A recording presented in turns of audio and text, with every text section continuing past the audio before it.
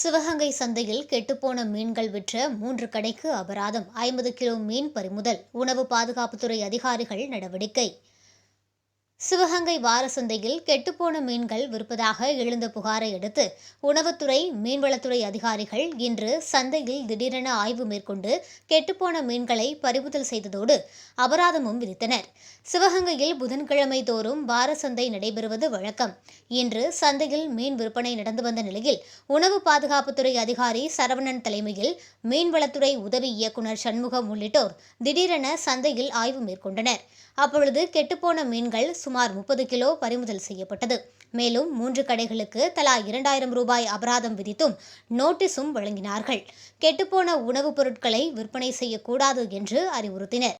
அதேபோன்று சிவகங்கை நேரு பஜார் பகுதியில் plastic by விற்பனை செய்வதற்காக வைத்திருந்த 50 கிலோ பிளாஸ்டிக் பைகளை பறிமுதல் செய்து அபராதம் விதித்தனர்.